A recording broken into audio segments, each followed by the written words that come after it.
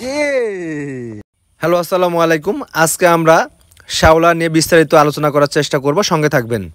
আমরা বাণিজ্যিকভাবে মাছ চাষ করতে গেলে শ্যাওলার তিনটি রূপ দেখতে পাই: স্বাভাবিক প্লাঙ্কটন, প্লাঙ্কটন ব্লুম এবং প্লাঙ্কটন ক্রাশ। আপনার পুকুরে যদি পানির কালার কলা পাতার মতো হয়, অর্থাৎ হালকা সবুজ হয়, এটা আপনার পুকুরের জন্য ভালো। পানির এই কালার পিএইচ ঠিক রাখে, অক্সিজেনের মাত্রা ঠিক রাখে এবং মাছের প্রাকৃতিক খাবার সরবরাহের মুখ্য ভূমিকা পালন করে।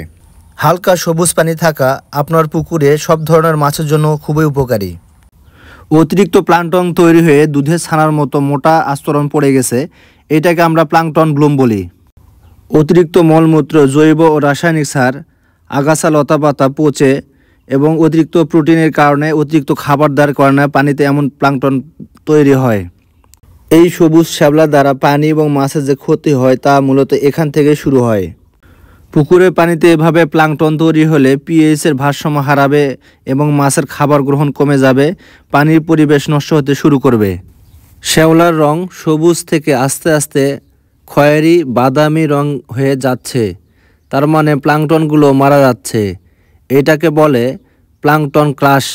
অতিরিক্ত তাপমাত্রা ও নির্দিষ্ট সময়ের পরে নিচ থেকে প্লাঙ্কটন মারা গিয়ে পুকুরের তলায় জমা হয়।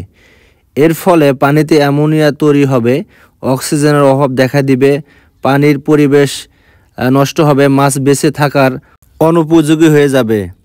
আপনি যদি শিং মাছ চাষি হন তাহলে প্রতিনিয়ত আপনাকে এই ব্লুমটাকে ফেস করতে হবে। প্রতিদিন আপনার পুকুরে ব্লুম ভাসবে, এইটা নিয়ে আসলে চিন্তিত হওয়ার কিছু নাই।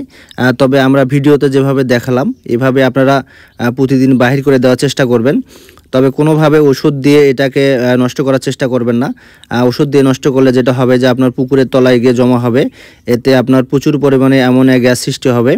আর অ্যামোনিয়া গ্যাস সৃষ্টি হলে আপনার পুকুরের মাছ ঠিকমতো খাবার খাবে না এবং বিভিন্ন ধরনের রোগবালাইয়ের সৃষ্টি হবে।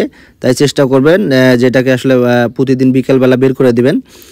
রোদ থাকলে এটা ভাসতে থাকে, রোদ শেষে এগুলো আবার পানির নিচে চলে যায়।